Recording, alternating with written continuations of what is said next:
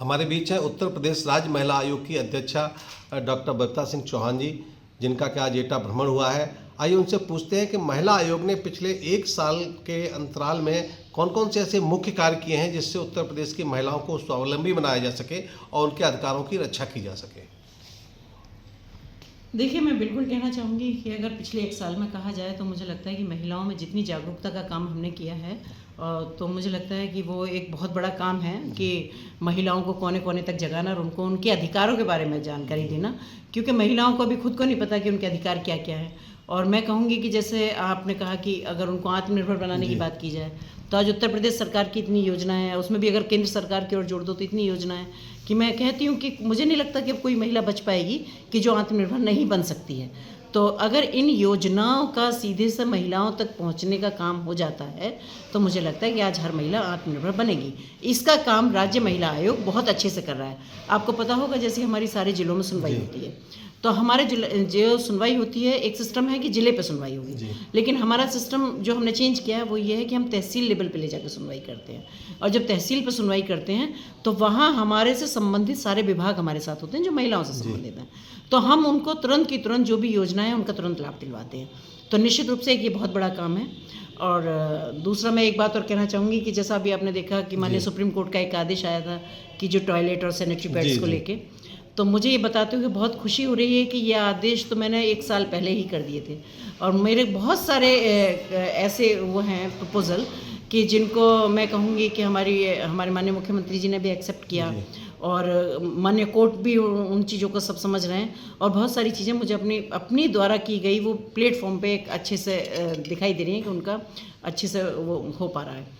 तो उसके लिए भी, क्योंकि मैं जहाँ भी जाती हूँ, जब भी सुनवाई जाती हूँ, किसी भी ज़िले में जाती हूँ, वहाँ मेरा सिर्फ एक ही रहता है कि स्पेशली महिलाओं के हाइजीन को ध्यान में रखते हुए भी और महिलाओं की सेफ्टी पॉइंट ऑफ व्यू से भी ध्यान में रखने के लिए भी कि हर जगह शौचालय महिलाओं के होना चाहिए। उसमें भी मेरा ये है कि थोड़ा महिलाओं के और पुरुषों के थोड़ा अलग अलग शौचालय होना चाहिए।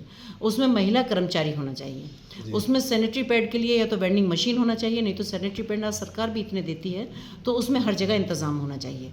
तो ये सुनिश्चित कर लेना ही चाहिए कि वहाँ जो भी कर्मचारी हैं या जो भी व्यवस्था है, जिन व्यवस्थाओं में वो बन रहे हैं या जैसे भी। तो अब ये मैं इसलिए आपके माध्यम से भी माननीय सुप्रीम कोर्ट का भी आभार व्यक्त करना चाहूँगी कि उन्होंने इस विषय को लिया और आगे उसको फॉलोअप करने के लिए आदेश दिए। चलिए, आपने बहुत अच्छा कहा कि माननीय सुप्रीम कोर्ट के आदेश के आने से पहले ही आपने इन चीज़ों को इम्प्लीमेंट कराने की कोशिश की। अपने उत्तर प्रदेश में अभी भी ऐसी महिलाओं का तबका है, लड़कियों का तबका है जिनको बाल विवाह की घटनाएं बीच बीच में आती हैं। आप लोगों का जो आयोग है उसमें इंटरवीन भी करता है, तो किस तरह से इसको अभी वर्तमान से समाप्त किया जा सकता है? देखिए, एक्चुअली मेरा क्या है सोचने का तरीका कि मैं बहुत प्रैक्टिकल तरीके से सोचती हूँ। मैं कभी कुछ ऐसी हवाई वाली बात नहीं करती। मैं वो करती हूँ जो हमारे कंट्रोल में और जिसको हम कर सकते हैं। तो अभी आपने देखा होगा कि मैंने वहाँ शपथ भी दिलाई थी अभी बाल विवाह के लिए। तो जहाँ भी हम जाते हैं वहाँ शपथ दिलवाते हैं। जो जागरूक लोग होते हैं वो समझते भी हैं। दूसरा, अभी मैंने कुछ एक इस तरह के भी इंस्ट्रक्शंस दिए हैं कि जितने हमारे हेल्पलाइन नंबर हैं उन सबको हर गाँव में ऐसी जगह लगाया जाए जो एक कॉमन प्लेस हो। क्योंकि कई बार क्या होते हैं कि आदमी डर की वजह से नहीं कहता कि पड़ोस में कहीं कह दिया तो हमें दुश्मनी हो जाएगी, और वो फ़ोन नंबर कर सकते हैं, क्योंकि कई बार ज्वेलसी की वजह से भी कर सकते हैं। अच्छा, ये अपनी बच्ची का विवाह कर रहा है, ये कैसे कर सकता है, मैं फ़ोन कर दूंगा।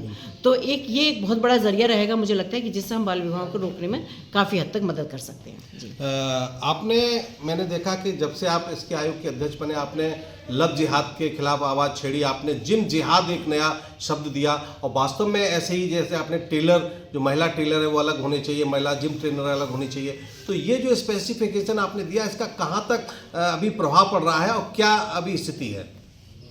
देखिए, प्रदेश बहुत बड़ा है तो उसको थोड़ा सा इम्प्लीमेंट होने में टाइम लगता है, बट मैं कहना चाहूँगी कि कम से कम हमारे पास 25-30 डिस्ट्रिक्ट से उनके एप्लीकेशंस जो हमने उनसे जवाब मांगा था वो हमारे पास आ चुका है कि वहाँ वो पूर्णतः लागू कर दी गई हैं।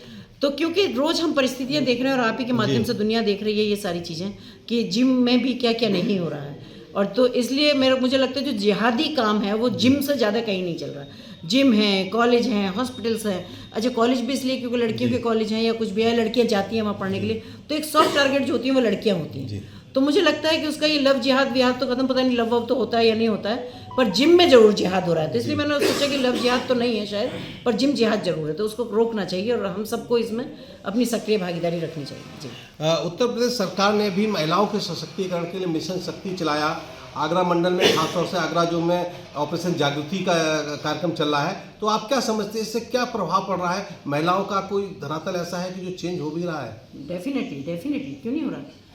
आप देख सकते हैं कि महिलाओं को थोड़ा, क्योंकि बहुत साल से इतना एक कहना चाहिए कि इतना दबा के उनको रखा गया था कि आपने देखा होगा, क्योंकि पहले माहौल ऐसा नहीं था, तो परिवार वालों की भी गलती नहीं थी। ये भी नहीं कह सकते कि परिवार में दबा के रखा गया, क्योंकि पहले माहौल ही नहीं था। अगर उत्तर प्रदेश की बात करूं तो लड़कियां छोड़िए, लड़के सुरक्षित नहीं थे बाहर, तो निश्चित रूप से कि बच्चियों को पढ़ाने में भी थोड़ा कम रहते थे। बाल विवाह जैसी प्रथा भी तभी शुरू हुई कि भी बच्चियों को सोचते थे कि शादी हो जाए और ये चली जाए।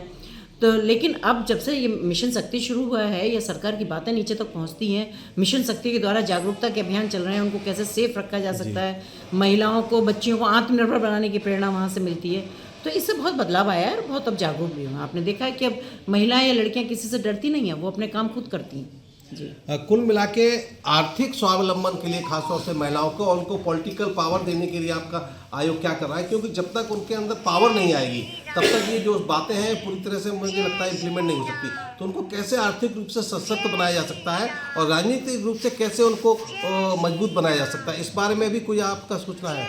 जी बिल्कुल। देखिए, राजनीतिक रूप से मजबूत करने के लिए आपको पता है कि 33% आरक्षण आ चुका है, और अगर आर्थिक रूप से मजबूत करने वाली बात है तो आपको पता है कि हमारी प्रदेश सरकार भी इतना मजबूताई से लगी हुई है।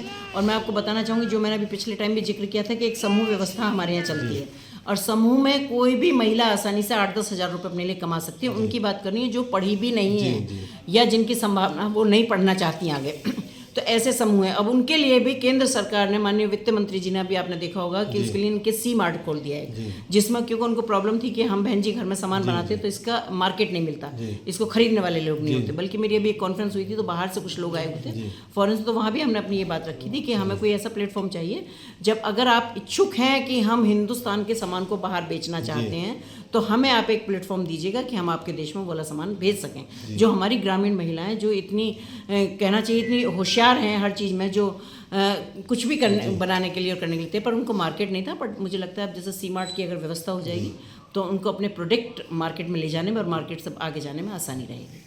अच्छा, आजकल एक ट्रेंड और चल रहा है, साइबर बुलिंग चल रही है, इलोपमेंट की बहुत सारी घटनाएं चल रही हैं जिनमें महिलाओं को खासतौर से स्टूडेंट्स को जाल में फंसाकर फिर उनको अपनी तरफ ले जाया जाता है, उनके साथ इंटरकास्ट मैरिज भी होती है, धर्मांतरण तक की इस तरह की शिकायतें आ रही हैं। तो इसको कैसे रोका जा सकता है, क्योंकि ये साइबर क्राइम से भी जुड़ा हुआ मुद्दा है और एक बिल्कुल सतत प्रक्रिया के रूप में चल रहा है?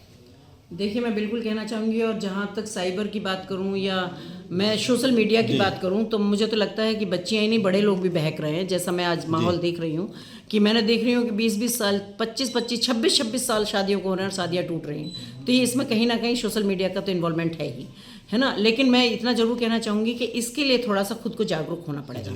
और मैंने अभी कहा कि हो सकता है हम जागरूक हैं पर हम अपने आसपास नज़र नहीं रखते, तो इसके लिए हमें थोड़ा अपने आसपास भी नज़र रखनी चाहिए। और रहा सवाल धर्मांतरण का और इसका, तो मैं बिल्कुल कहना चाहूँगी, क्योंकि जैसे हमने देखा था कि पहले यहाँ कितने ज़बरदस्त ग्रोह, जैसे आपने वो छांगुर को देखा होगा, ऐसे न जाने कितने हमारे माननीय मुख्यमंत्री जी ने इस तरह के गैंगों को निकाला है। तो एक ये है कि ये अजगर टाइप थे, अजगर थे। अब इनके सांप सपोले और ये छोटे छोटे रह गए हैं, जो आजकल यूनिवर्सिटियों में, कॉलेजों में, मेडिकल्स में, डॉक्टरी में, या जहाँ जहाँ, क्योंकि जहाँ सॉफ्ट टारगेट बनाया जा सकता था महिलाओं को, वैसे लोग रह गए हैं। तो ये भी जल्दी खत्म हो जाएंगे। मुझे लगता है कि इनका बहुत ज़्यादा दिन चलने वाला ये सब नहीं है। पर निश्चित रूप से मैं कहना चाहूँगी कि महिलाओं को, बच्चियों को जागरूक होना चाहिए, और घर वालों को भी बच्चों के साथ माँ बाप को अच्छा समय बिताना चाहिए, बच्चों को अच्छे संस्कार देना चाहिए, और उन्हें भी सारी बाहर की और अंदर की सारी गलत और सही चीज़ों का जानकारी देनी चाहिए। जी, तो ये थी हमारे बीच में राज्य महिला आयोग के अध्यक्ष डॉक्टर बबीता सिंह चौहान, जिन्होंने बहुत विस्तार से बताया कि महिलाओं के, बेटियों के कल्याण के लिए महिला आयोग कितना तत्पर है। उन्होंने खास तौर से जोर दिया जो लव जिहाद है या जो जिम जिहाद है, जिसके द्वारा इलोपमेंट की घटनाएं होती हैं, लड़कियों खासतौर से छात्राओं से दोस्ती करके उनको भटकाव के द्वारा उनको ले जाया जाता है और उनके साथ दुर्व्यवहार होता है। तो कुल मिलाकर उन्होंने कहा कि पूरी तरह से राज्य महिला आयोग प्रतिबद्ध है। अगर इस तरह के कोई मामले आते हैं तो उनका त्वरित निस्तारण होता है, और आने वाले समय में उम्मीद की जानी चाहिए कि राज्य महिला आयोग बच्चियों और महिलाओं के कल्याण के लिए ऐसे ही कार्य करता रहेगा। एटा से एबीपी न्यूज़ के लिए राकेश भदौरिया की रिपोर्ट।